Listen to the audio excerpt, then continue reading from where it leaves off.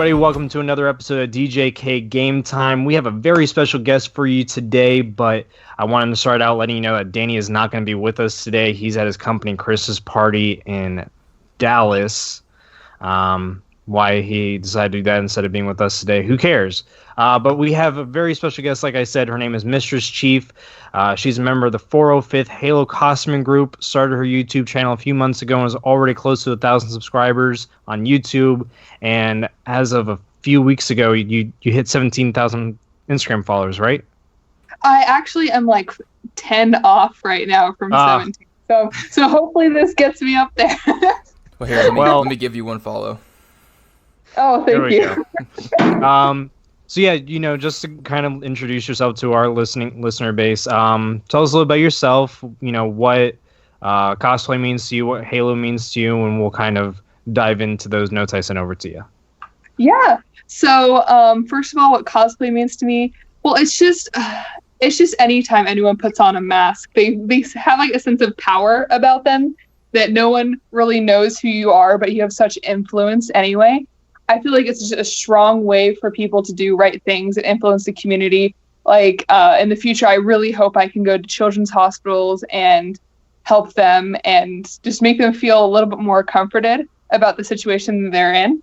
And I feel like it's a way for people to express themselves. And I feel like it's very important in this day and age because it's hard to express yourself when everyone's trying to be normal.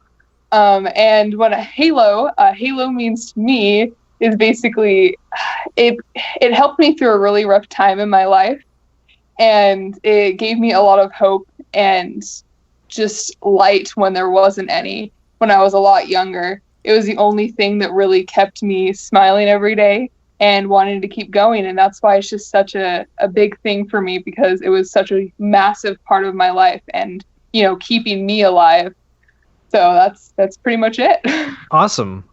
So if you can't already tell what today's episode is going to be about, we're going to talk about everybody's favorite going on 20-year-old franchise, Halo. Is it really 20 years old already? It'll be 20 years old in 2021, so it's 18 years old as of right now. It'll be 19 this coming year. Way to make me feel old, man. Jeez. Right?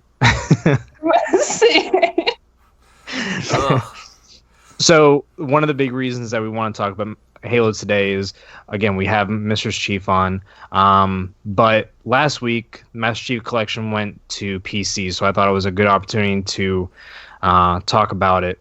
Also, Halo Reach, they released Halo Reach onto the Master Chief Collection. Yeah, that was in correlation with the PC release. So, not to dive too much into it, but Reach was... So Master Chief Collection was actually the number one most played game on Steam the day it launched. Mm-hmm. I believe it was awesome. Yeah. It was awesome. Yeah. So I think it just speaks words, just like you were saying, Mistress, that it has such a vibrant community base, Mm-hmm. It's something that's pervasive through culture. My dad yells at me still to this day about playing games, and he goes, "You playing that stupid Halo?"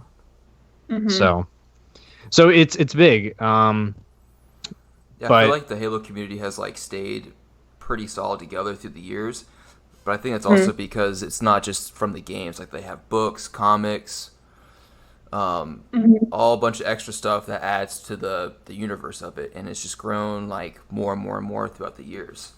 So that's what's really been the glue that's kept everyone together. Yeah. Just some notes that I was looking up about what's going on with Infinite. So Infinite's going to have a brand new engine.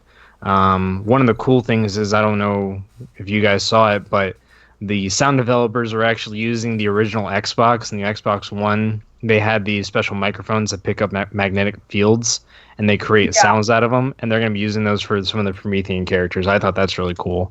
Yeah, I thought it was awesome, and also the fact that they're using a pug for the Flood was awesome. So great. Yeah. Great. It's just fun to see that they're having fun with it. They've had a lot of rough patches with a couple of the main developers leaving, part of the main management staff leaving. But I think it's a good thing that they're taking their time with it. It also means that these big names leaving may not be as big of an impact, as we saw with some other AAA games when people left. Mm-hmm. I'm not going to name names because I still play the game, but now I'm curious now I'm really curious what game it is, but Destiny. Oh, Destiny. I thought you were like talking about Anthem. I was like, you're still playing Anthem now? Oh no, God no. That giant pile of garbage? I still want my money back. Yeah, good luck. No, I'm glad to hear that too, that they're taking their time and having fun with it. That's what makes a great game. For example, like if some companies will sit there and rush something out, it's going to leave a big black mark on their record, and we don't want that for the Halo franchise because we know they can do a really good job. Halo 5, as we said in the past, is a phenomenal game. They took their time and did it right. Learn from their mistakes on 4. There is an asterisk next to Halo 5. What do you mean? The campaign was a little lacking. I mean, I think we can all forgive that. I mean, do you really play Halo for the campaign half the time? Yes. Yes. What are you talking about? I mean, that's the whole reason I play for the lore, man. Come on. Yeah, no, I feel like. No, I was saying that is a big fail, like on the campaign, and how they got us all hyped up with all those commercials, and I think they had podcasts out, like, you know, of like. Hunt the Truth was so good. It was, and I was like, they left you on a cliffhanger too when one of the reporters died and someone else took over. Yeah, I feel like it was definitely poorly done, and I feel like they were trying to introduce new characters because I feel like they definitely want to move off of Master Chief because there's only so many games you can make of one single person before, you know, people start thinking that he's immortal or something, and it just starts becoming plain. But they just did it the wrong way, and they did it with the wrong character, and they also didn't give enough feeling to the character. You can't have a character that has no emotion and has no past. We don't really know much about Agent Locke. He's we know obviously a little bit and what his training is and how he got to his position, but throughout the game you don't have any attachment to him. He's just this cold, hard person that's following orders instead of you learning his struggles through his life and what is that whole trial is doing to him. And that's where I feel like they messed up. They had no emotion in the entire campaign, and that's what makes Halo Halo. Yeah, it seemed like they were trying to focus more on Locke and introduce him as like the new character with his, you know, 3 other teammates. But it actually turned out to be more about Chief, if anything. I would have been happy if they just did a game with Buck as a Spartan. Me too. Actually, the books on Buck are amazing. Mm-hmm. I just feel like they definitely they shouldn't have called it Halo 5. They should have called it like Halo Team Osiris, just like how it was Halo ODST. They should have just had that because it doesn't classify as the actual Halo franchise normal campaign. And if they would have done that, I would have been a lot more okay with it. And I would have felt a lot better about the campaign. But them campaigning it as some massive Master Chief game, that is not true. So that's just my main complaint about it. But if I think about it as a secondary game, I get a lot less angry about how they messed up the campaign and the storyline. But I feel like it was definitely the points that they talked about in Halo 5 needed to be talked about the mantle responsibility and also the lore that comes along with it. They just could have gone about it in a lot better of a way. Yeah. And I think with Infinite, so isn't Staten coming back for Infinite? No, Staten's not coming back. Isn't writing Infinite, but he's writing the Showtime series. Yeah. But going into Infinite, I kind of sent you guys a little bit on the show notes with this, but do we already know what's going to happen? Did they already give us too much? I feel like they gave us enough to where we pretty much know what's going to happen. Well, not exactly know, but we know about 3 endings that could happen. And they could throw us for a loop and really mess us up and we have no idea. Just like how Hunt the Truth, everyone thought it was going to be about Locke hunting down Chief and like as a rogue Spartan, but it really wasn't.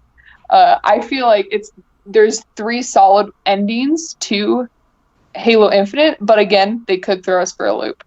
So what's your take on everything? Well, as you can see with the trailer I think it's the most recent trailer, when you obviously see the pilot, which I love that pilot, by the way. That's what we need. We need a pilot with emotion, and they brought it back. They're listening to the community, and I cannot thank them enough. But you can tell with that specific trailer that Chief has a mechanized chip that's, weaponized. It's actually there as a weapon to contain Cortana, which that can mean, one of 2 things. It's there to, keep her in there, not really able to do anything, or it's there to destroy her and kill her once and for all. So we can either go to her dying at the end of Halo Infinite, to her being captured, and then she's just put in a storage unit pretty much there to suffer for the rest of her life or eternity, or they take her back and repair her, because Halsey still has tissue fragments, like brain tissue fragments that she's converted over to AI samples, and she could repair Cortana. Now, we're not sure if she's too far gone for that, but she might be able to do that with Halsey's brain fragments in that AI.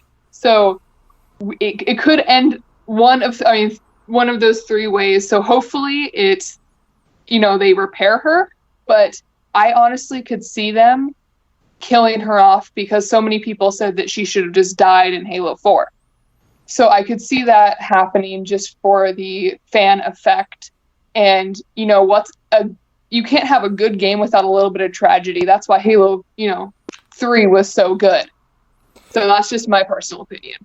Yeah, I think that's a really good theory, because he does have a chip and a connection with her to store her back and, release the universe to prosper again. I'm just now reading through your notes again, Jeff, about how you're saying that she's pushed all of carbon life to the brink of extinction, but she wants to wipe out all organic life so all AI can, rule the universe. It's the Supreme Protocol? No. What's it called? That the Forerunners were doing? And why they built the rings because of the flood, because the flood's food source was organic life, and their last ditch effort was to wipe out all the universe. So the Ark, the Diet Act was trying to do. He was trying to basically wipe all life and put them into the Prometheans to be able to conserve them for all eternity. There you go. I just can't remember what it's called either, so it's fine. We'll just call it protocol, whatever. I don't know. So you think she's trying to do that, turn everyone into a Promethean, pretty much? Well, so the librarian says something in 4, I think it was 4, about how, and we thought that she was talking to John. She was actually talking to Cortana, that everything was reset for you to be born.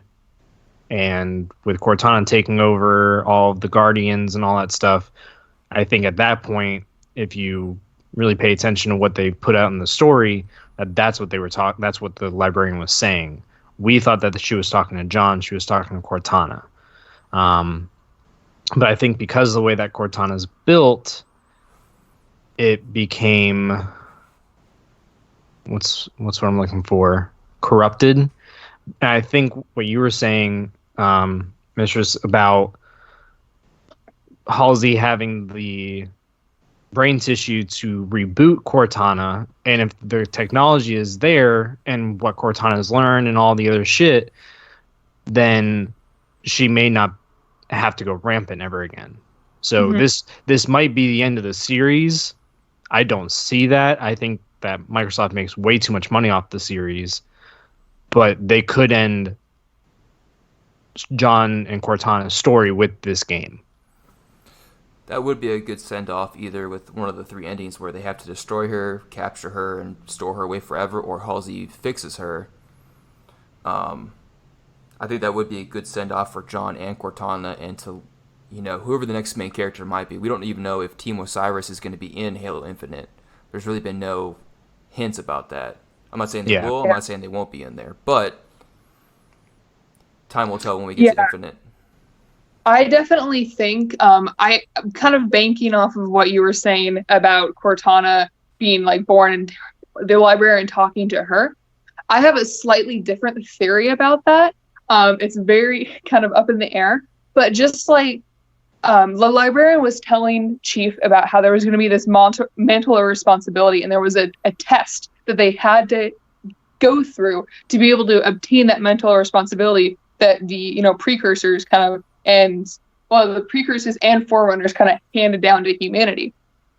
So I feel like that Cortana is the last test for humanity. If they can defeat her, then they can defeat anything. And that's just my little spin-off, because of the way that they're talking to Cortana and talking about Cortana and talking about the mental responsibility and the tests. It just kind of all adds up a little bit too nicely for it not to be something along those lines in my eyes. But again, it's just a wild theory. No, it's a good one too. That makes sense because in the Forerunner books, their AIs were called Ancillas, I believe. Mm-hmm. And like they had full control of how they operated and how they did stuff, and they weren't worried about them going rampant, I don't believe, because they had I can't remember what, like, it was like their giant network of like all of their knowledge. I can't remember what it was called. But that's also another fact too, was like, domain, or say that again? Are you talking about the domain? Yes, the domain. Yeah, I could not remember that for the life of me. And I think also too, talking about the domain, I think the domain partially helped Cortana to fix herself. I think Halsey would have been able to figure it out, but I think the domain helped her out a lot more because all that knowledge about AI and the Ancillas were out there, and she was able to kind of like self-correct, but she kind of got obsessed with this, mantle of responsibility, and I don't want to say got corrupted, but she kind of got like drunk with power in a sense. Yeah. I could kind of say, sorry, I kind of cut you off. No. I can kind of see that, but I also see a different side of, she was stuck with the Flood for a long time in between Halo 2 and Halo 3. Right. That, I feel like that's enough for her to be able to classify under AIs with logic plague. And I feel like that she had enough time with them because she was already slowly going rampant. Because, she was at the end of her years, and for her to gain the logic plague from the Flood would not have been that much more of a step for her. Yeah, so because you got to remember the Gravemind 2 has dealt with the Forerunners at their prime and with their Ancillas as well, so it knows how to eventually make anything go crazy because it's a very patient being. Yeah, just like how I can't remember what is I cannot believe I forgot his name, but that one form of Flood that was messing with mendicant bias and gave him the logic plague. I cannot believe I forgot his name. But so mendicant bias received the logic plague from him, and that's just like another thing. Like, I feel like because that is the last that's the last test for the mental responsibility, it would make sense, because the reason why the Forerunners lost was because mendicant bias. They could have defeated the Flood if mendicant bias didn't get the logic plague from him, that other entity that I completely forgot the name of. But I feel like that's the reason why they have that test. So if they've already defeated the Flood, that's test one. Now, like, this last test is to make sure that they aren't going to get messed over by these AI, just like the precursor, not the precursors, but the Forerunners did, because that they were too secure with their own technology to realize what was going to happen. No, that makes complete sense because they're learning from their own mistakes. Mm-hmm. Yeah, and they're making sure that no one else makes the same. Because they knew that they were already doomed. That's been the whole thing. Yeah. Yeah. Yeah.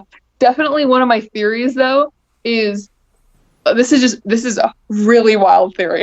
This is like the first time I've really talked to anyone about this.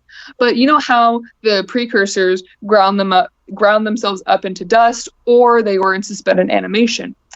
I honestly think that the precursors knew what was going to happen the entire time, and they planned this out because they knew mendicant bias was going to become corrupted. The Forerunners were going to fall, but they were going to help the humans surpass them in the coming generations.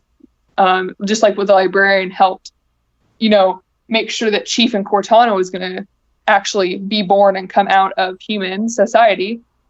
I feel like they have planned every single thing perfectly, just like how a parent plans a child's life and teaches them the things that they're going to need through experience to be able to rule the universe. So I feel like that they're sitting in the background because there are precursors out there that are in suspended animation that might have gone out of suspended animation or are just in a separate dimension that are kind of puppeteering the entire universe and trying to make it so humans are responsible enough to be able to take care of the universe by themselves instead of them having to watch over them. That's just my crazy wild theory for the night. No, it's a good one. I mean, we don't really know much about the precursors at all. So like it's kind of all left to the imagination and to the storytellers. Mm-hmm. Yeah. So getting away from our fun theories, just going back into a little bit more of what we've gotten so far about what's happening with Infinite. One thing I'm very excited about is the depth of customization that Reach had is coming back. Mm-hmm. Nice. Because Guardians had like a lot of armor sets, but I couldn't mix and match what I wanted. So I'm hoping for basically the customization options of Reach, but with all of the armor sets that 5 had. No, like with any game, I like to be able to customize my character to like my own an image that's gonna be for me when I play this game. So it's kind of nice to hear that that's coming back, that there's that level of detail again. Mm-hmm. Especially since this is coming out for the new consoles.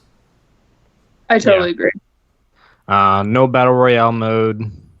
Thank goodness. Yeah, it doesn't fit for Halo. No, it just doesn't.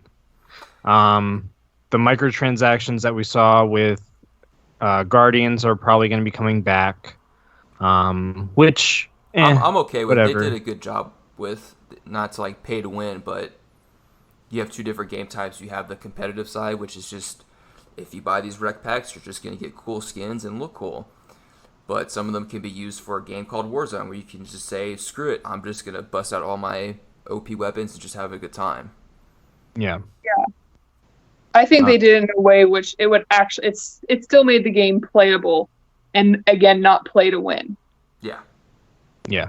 I mean, going back now, people that are still playing Halo Guardians are, pulling out all the big guns immediately in Warzone, but that's people that are dedicated to the game.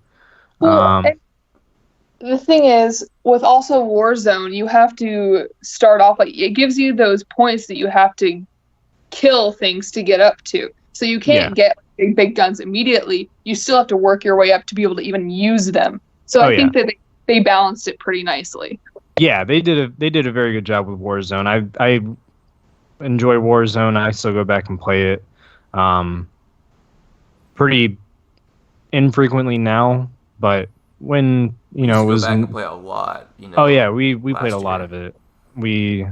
Especially when Nate gets on, we play a lot. Oh yeah, because that's a one in a blue opportunity for him. But yeah, I mean, there's going to be a lot of things that they're going to change, especially with building the engine from the ground up.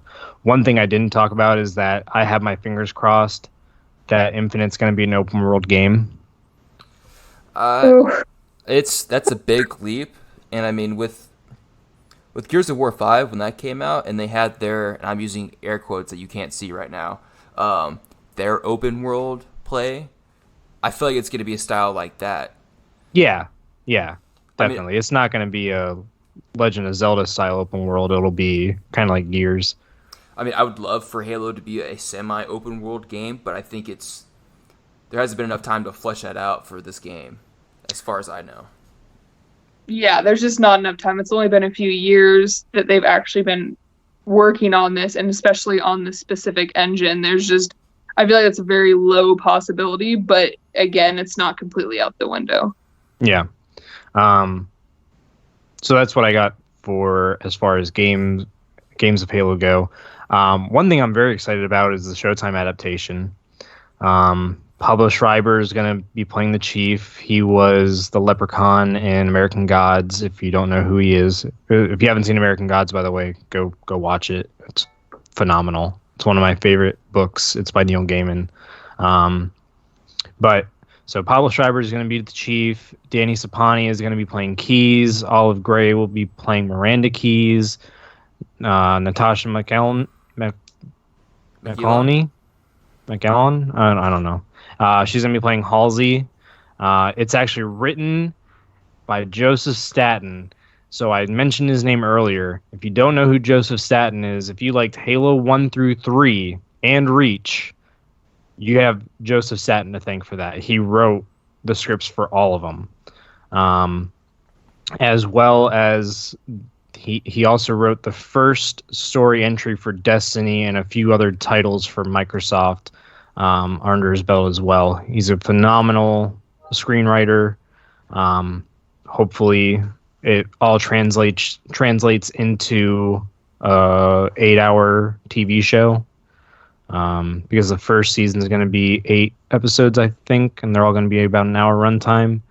But that's going to be great. Going to be about So not really. So we know that it's before the events of, the first Halo, since Keyes is in it.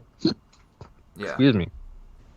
So we're not exactly sure what it's going to be about. My guess is that it's going to maybe tie into Reach a little bit. Yeah, I'm truly hoping that, just because Reach and Fall of Reach, the book, like the game Reach and Fall of Reach, they don't correspond at all. No, they don't. No. Yeah, and so I'm hoping that they kind of solidify both of them, because like Microsoft is even, I think Bungie actually said it. Bungie came out and said those were both canon, but they can't be both canon. They don't line up. Yeah. Yeah, they don't line up. So I hope that they just kind of go through and clear that out. Just because I don't like stuff up in the air like that. Just my own opinion. My guess is that the first level of Halo is no longer canon. That's my guess. The first. What makes you say that? Pillar Bottom. Yeah. So the Chief waking up in the cryo containment is no longer canon.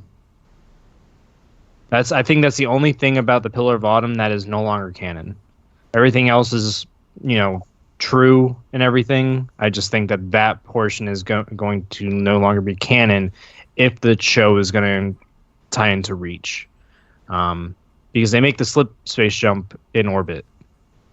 But they also, you do know that from the slip space jump from Reach to Halo was about 6 months, I believe. Mm-hmm. Yeah, I could see that, but I could also see it, them being able to be like, hey, for the last month, cryo sleep because we want to preserve your body as much as possible. But I don't know. I mean, I remember listening to a book about one of the famous captains, like the first encounter with the Covenant and like the warships that were fighting.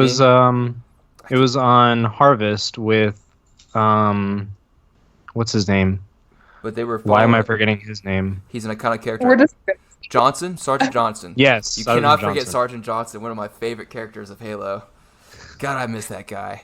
But what I was saying was, I think there's a book, I can't remember the name of it, but it was about like a ship captain who, of course during the time of Reach and the slip space engines, they were not that great, and the Covenant had an advantage over humans because they could precisely jump into slip space and come out wherever they wanted to. Humans couldn't really do that. But there were some captains who pulled off slip space in a planet, and for this one main character, it is still unknown if he did that to save his fleet and if he died in the process or made it out. So it's not totally outside the realm of possibility, and during that timeline that you could slip out of a planet's atmosphere and then start traveling for however long they travel for, 6 months, to get to the Halo ring. Mm-hmm. So that's still up for debate in the lore. I'm kind of like screwing up the facts because it's been a long time since I listened to that book, and it was a really good one. But it still could be canon. I mean, time will tell. Yeah, we'll see. Yeah.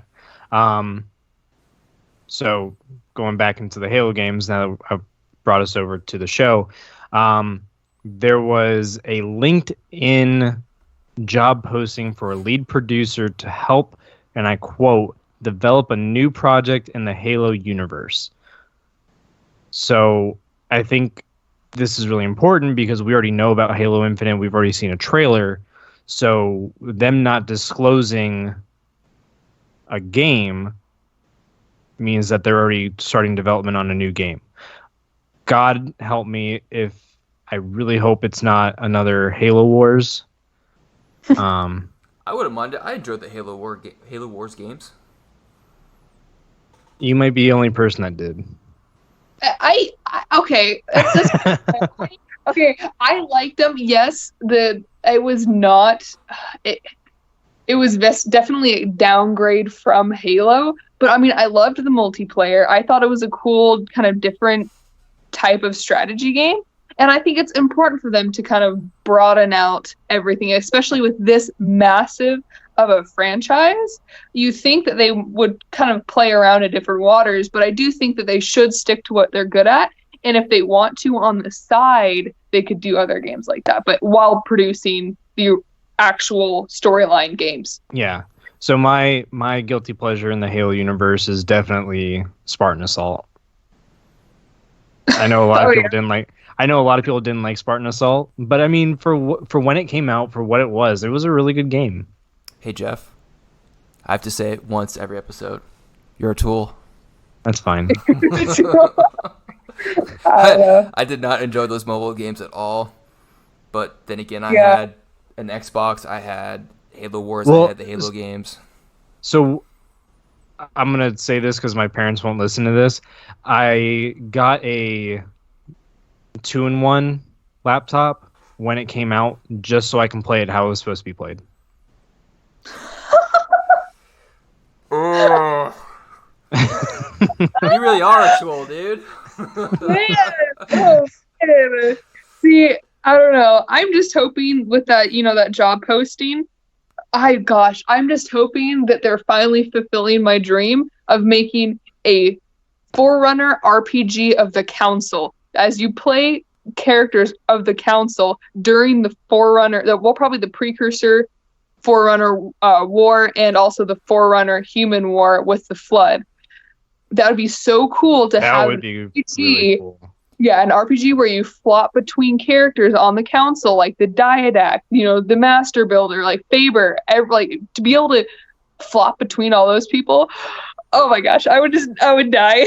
No, that would be actually a great concept because in the books they say that like the Forerunners were very adaptive and they could go a full warrior route, builder, librarian, or a mixed match of the two as they evolve. So that would be really awesome to have that. Yeah, I think it'd be cool. Yeah, it has the story has and the Forerunners have the elements to be a great RPG. It really does. Yeah. So to wrap up a little bit on the Halo end before we get into some questions for our guest, 343 is really making a big push into the esports world. They're already pre-booking venues, they're pre-booking teams, they're releasing to the teams what the prizes, what the offering incentives are, and they're really trying to pull in new creators, new content creators to the platform. Obviously, they're going to use Mixer. But I really like that. So for me, Halo has always been kind of the start for esports because, I mean, the Halo World Championships happened before Overwatch came out, before Activision made the push into the esports territory with Call of Duty, before League of Legends came out, before Heroes of the Storm, before Hearthstone. I mean, the only thing that really predates Halo as far as as a major esport is probably Pokemon.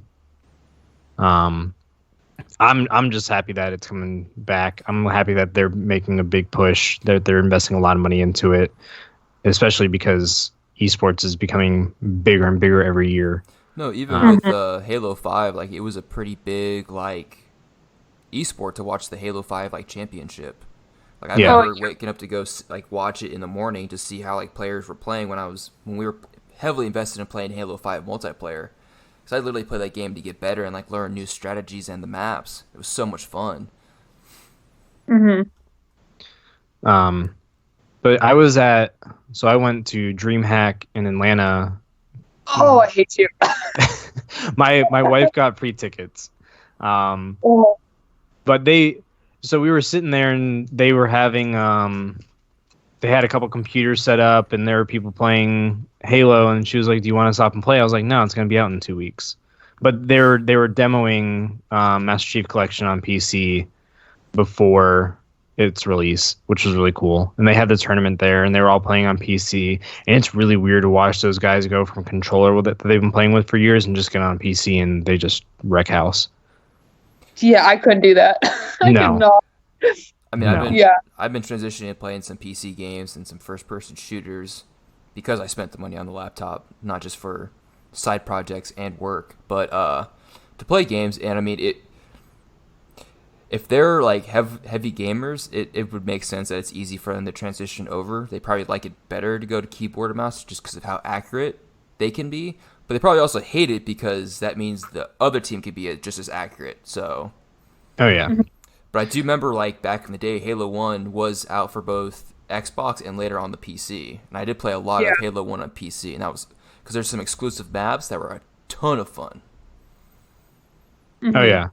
Well, I remember, so they had Combat Evolved, and did 2 go to PC?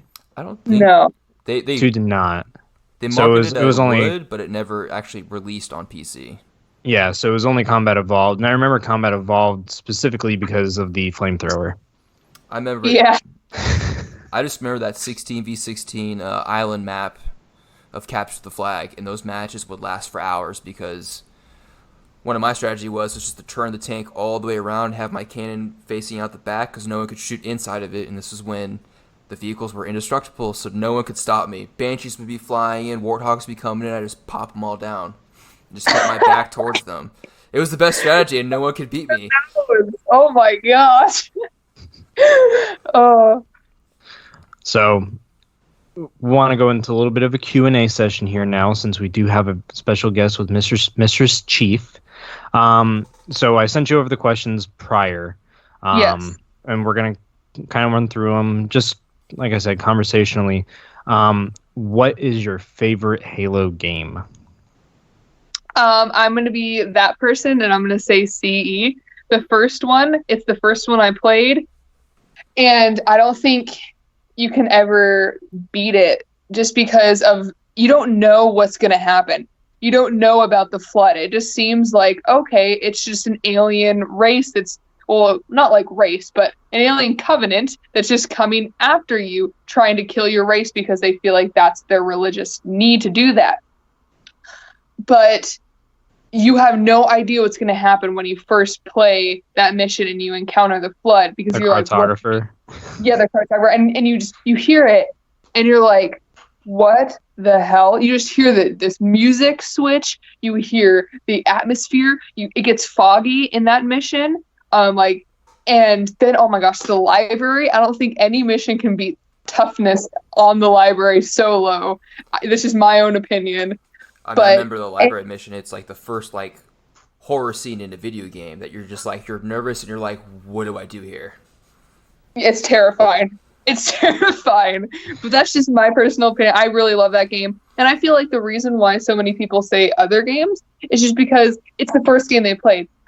I feel like whatever Halo game you play first is going to be your favorite because you're going to have those memories. You're going to have that feeling of nostalgia. Like it's just, again, with any game you play, it's always the first one that hits you the hardest. Yeah. Cool. So, going on the same note, What's your favorite scene out of the entire franchise?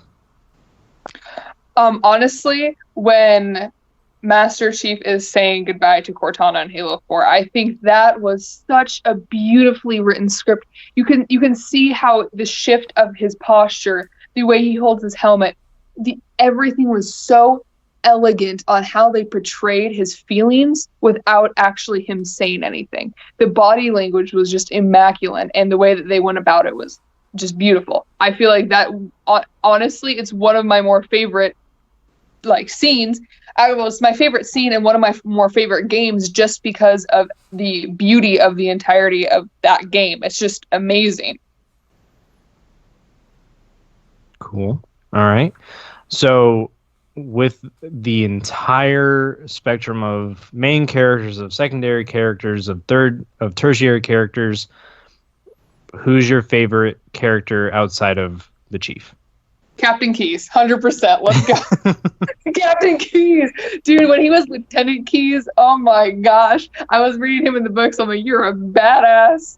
And then he became Captain Keyes. I'm like, there's my boy right there. He's a captain now.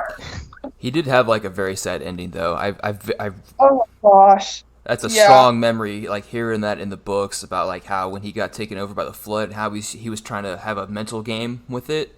Oh, it was like a tearjerker. I was like, that's the worst kind of torture.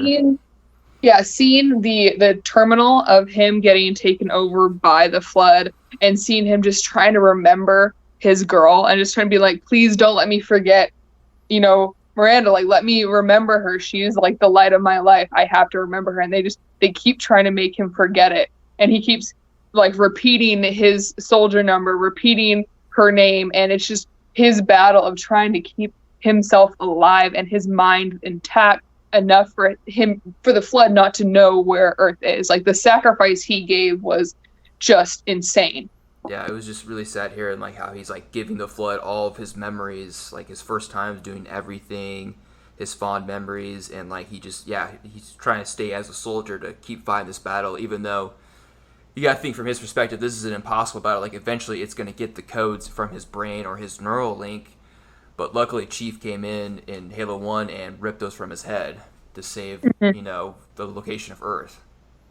Yeah. Cool. So we already asked you what Halo means to you. So another reason we have you on the show is that you're really big in the cosplay community, as far as my opinion goes. So how long have you been creating? Kind of walk us through your first suit, why you did the suit that you did, and stuff like that. Yeah, absolutely. So I cosplaying is just I feel like it's a huge part in the community, and it's great to be able to have the power to influence people in a good way, in a positive way, and being hey, it's okay to express yourself. And with me, I definitely just enjoyed it for that reason, and also because I loved Halo. But my first suit, my very first suit I got was 3 years ago, and they were selling it because they had a breakup and they did not want the suit anymore because they didn't want to remember that person. And I bought it off of them, and I had to completely change the size, make alterations. I had to cut it open, slice it up, put more EVA foam where it needed to be. But the fact that I had my own suit and I didn't have to start from scratch, I guess just gave me that enough push to get my ass out there and do it.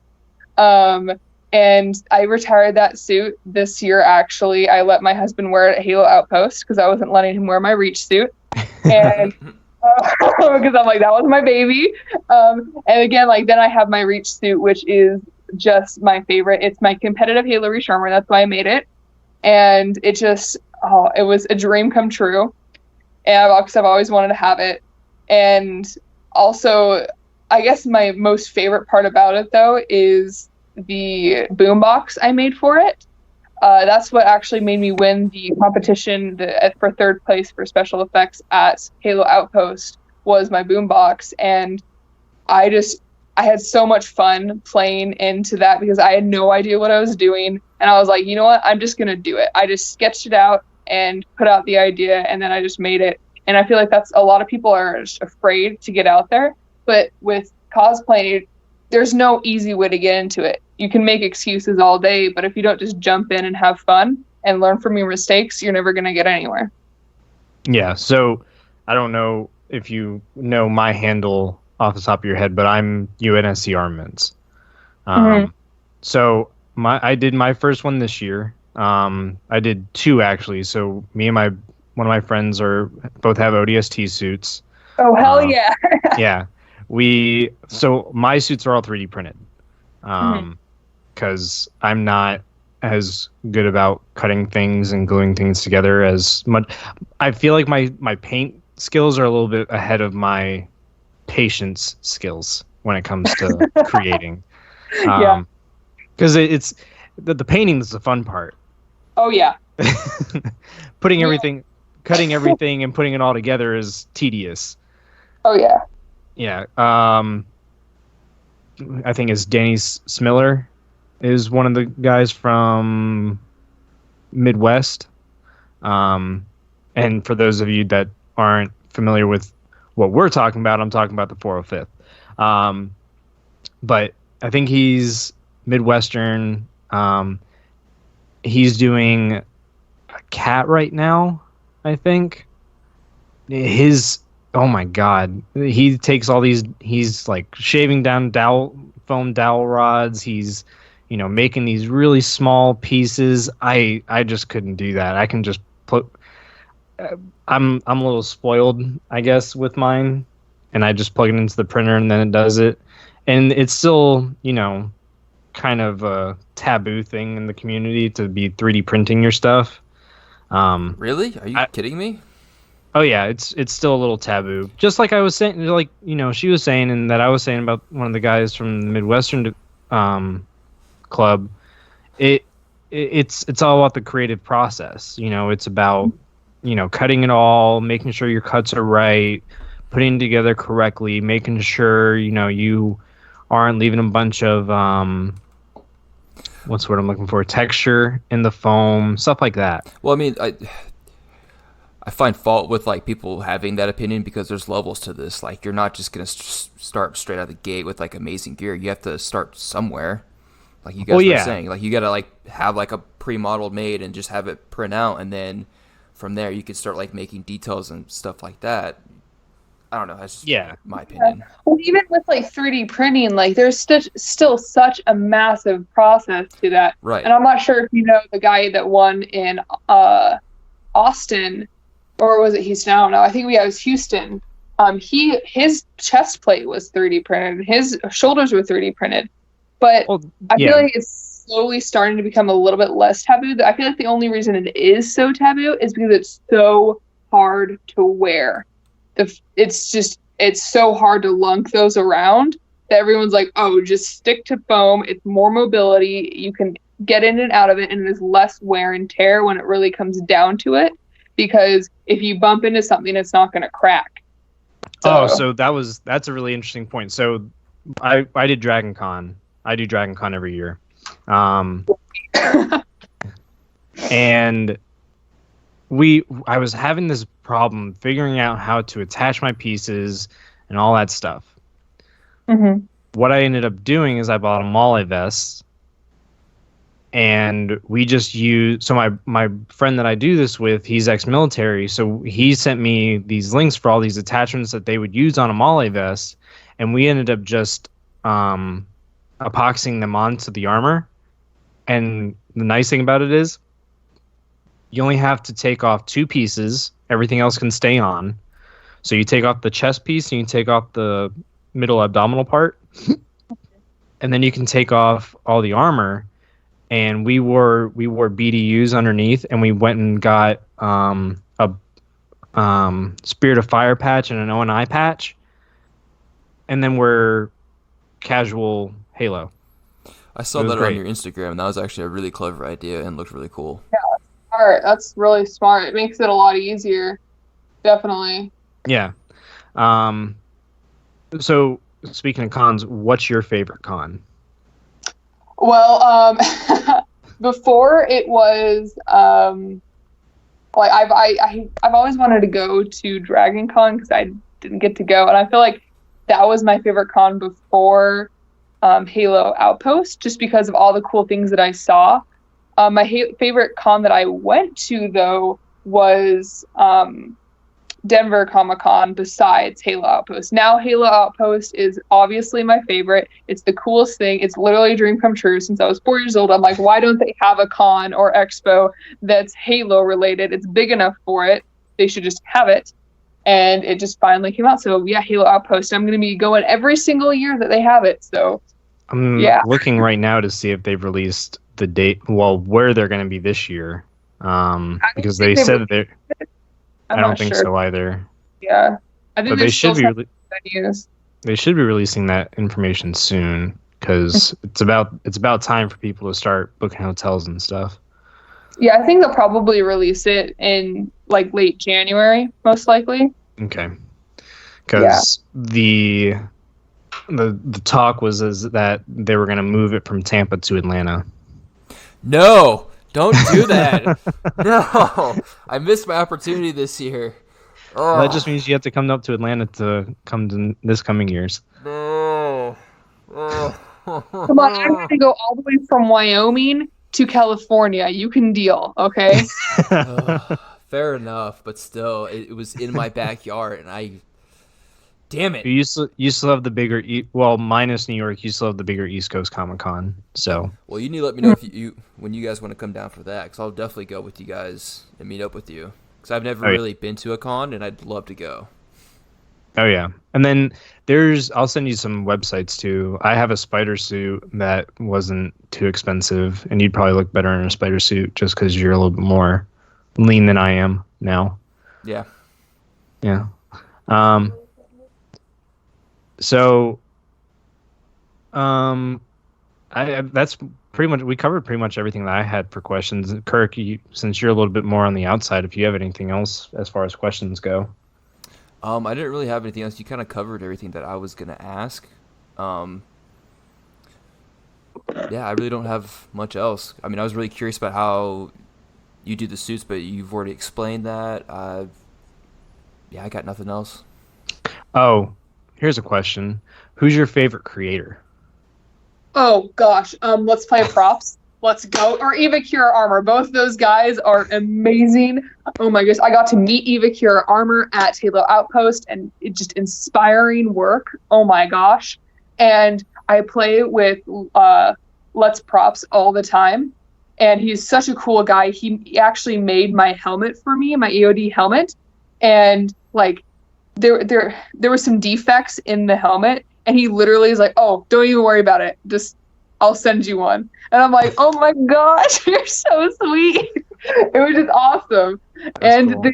The community is just so loving. But those two are definitely the coolest people I know of. Yeah, and for anybody that's listening, if you're kind of sitting on the fence like, oh, I don't know if I want to create, just do it. It doesn't have to be perfect the first time through. It doesn't have to be perfect the second time through. My wife sews, and she's gotten astronomically better over the years, even though she doesn't believe that. And it takes a lot of practice. Like my visors this year, you couldn't see through them because I used the wrong stuff. But I learned. I used the mirror spray paint instead of using the testers in an airbrush. But those are things that you learn. Like you learn throughout the entire process. It's always a learning process. You don't make things that come out of like Vulpin props or Punish props or, you know, all the other big studios that you see out there, all the Facebook videos that you see. You don't make that right out of the gate. Those guys have been practicing their craft for years. They were practicing their craft when it wasn't cool. Mm-hmm. So that's very true. Yeah. I think that's, like I said, that's all I have. I could tell you guys that there is plan for next year. So literally like a few days.